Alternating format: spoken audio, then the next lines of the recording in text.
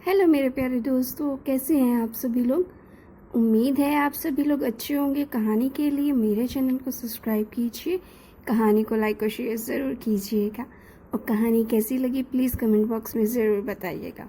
कहानी को लेकर कोई भी राय या सुझाव हो वो भी कमेंट बॉक्स में ज़रूर दीजिएगा।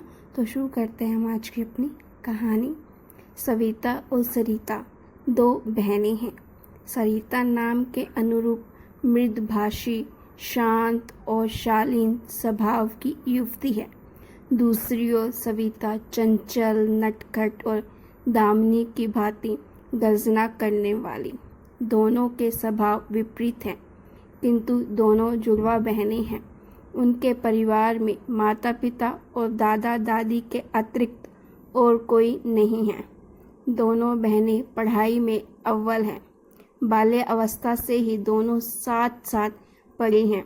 दोनों के चेहरे, मोहरे, कद काठी में इतनी समानता है कि अक्सर उनके कक्षा अध्यापक भी भ्रमित हो जाते हैं कि कौन सी सविता है और कौन सी सरिता। धीरे धीरे दोनों युवा अवस्था की दहलीज तक पहुंच गई हैं।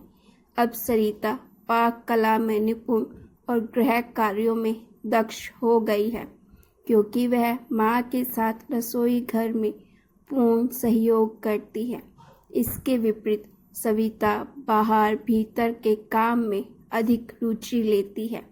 उसे बाजार से सामान लाना, बिजली का बिल पेमेंट करना और अन्य ऐसी जिम्मेदारियों का निर्वहन करना बहुत अच्छा लगता है। वह घर में जैसे एक बेटे के सभी दायित्व को पूरी करती है। बाबूजी का राइट हैंड बनकर रहती है। सविता ने मार्शल आर्ट्स भी सीखी हुई है और वह आत्मरक्षा के सभी गुण सीख चुकी है। एक दिन सरिता अकेली बाजार जा रही थी तो कुछ मनचले लड़कों ने चौराहे पर उसे छेड़ना शुरू कर दिया। वे मवाली लड़के वासना भरी नजरों से उसे देखने लगे। उसके दुपट्टे को छूने की कोशिश करने लगे। सरिता डरी सहमी सी दौड़ने लगी। आसपास भीड़ भाड़ देखकर लड़के स्वयं ही लौट गए, अन्यथा सरिता के साथ कोई अनहोनी घटित हो जाती। सरिता आंखों में आंसू लिए घर आ गई। उसका उदास चेहरा देखकर सविता ने उसे अपने पास बुलाकर उसकी व्यथा जाननी चाहिए, तो सरिता के आंसू सब्र का बांध तोड़कर बहने लगे और उसने कतर स्वर में कहा, आज बाजार में कुछ लड़के अश्लील फतवियां कस रहे थे। क्या लड़की होना अपराध हो गया है? सविता ने कहा, बिल्कुल अपराध नहीं है मेरी बहन, लेकिन हमें समाज के अनुरूप खुद को सशक्त बनाना होगा। यदि समाज में भेड़िए घूम रहे हैं तो हमें आत्मरक्षा के गुण सीखने होंगे। हमें एक मिट्टी के गोल के समान नहीं बनना है कि बारिश की चंद बूंदें ही उसका अस्तित्व मिटा दे, अपितु हमें मरुस्थलीय पौधा बनना है जो प्रत्येक मौसम में स्वयं के अस्तित्व को बनाए रखता है और रेगिस्तान में भी अपनी सुगंध बिखेरता है। खुद को सूरज बनाओ ताकि कोई भी तुमसे नज़र भर देखे तो उसकी आँखों में से स्वतः ही पानी आ जाए। और फिर अगले दिन सरिता के सादगी भरे परिधान पहनकर सविता बाजार के लिए निकली।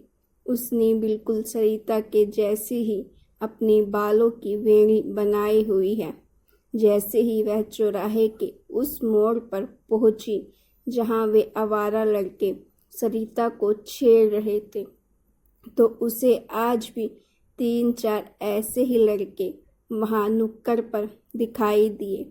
जिस तरीके के नए नक्श सरिता ने वर्णन किए थे, उन्हें देखकर ऐसा ही प्रतीत हो रहा था कि यह कल वाले वही लड़के हैं जो सरिता को बीच बाजार में परेशान कर रहे थे। सविता की मुट्ठी बंध गई। अग्निय नेत्रों से वह सड़क से गुजरने लगी। कुछ देर तक उसने डरे सहमे होने का अभिनय किया। लड़के सविता को सरिता समझकर उसका पीछा करने लगे। सविता भी उनसे डर कर भागने का उपक्रम करती हुई उन्हें एक एकांत जगह पर ले गई। जैसे ही लड़कों ने उसका हाथ छूना चाहा, सविता ने अपने हाथों की मुट्ठी बनाकर एक जोरदार मुक्का हाथ बढ़ाने वाले लड़के के मुंह पर जड़ दिया, जिससे उसके दांतों में से खून निकल आया। बाकी तीनों लड़के आश्चर्यचकित रह गए कि आखिर कल तक इतना डरने वाली लड़की एकदम से इतनी साहसी कैसे हो गई। सविता ने शेरनी की भांति गर्जना करते हुए कहा, क्यों हम लड़कियों को कमज़ोर समझते हो तुम लोग? क्यों अपनी हरकतों से बाज नहीं आते हो? क्यों कमज़ोरों का फ़ायदा उठाना चाहते हो? जिस मासूम लड़की को तुम कल छेड़ रहे थे ना, वह मेरी हमशक्ल बहन सरिता है। उसी का बदला तुमसे लेने के लिए आज मैं बाजार आई हूँ। आगे से किसी भी लड़की को छेड़ने का दुस्साहस नहीं करोगे। ऐसा कहते ही वह शेरनी की तरह उन चारों पर टूट पड़ी। अपने पैरों की ठोकरों से उसने उनकी मर्दानगी को ललकारना शुरू कर दिया।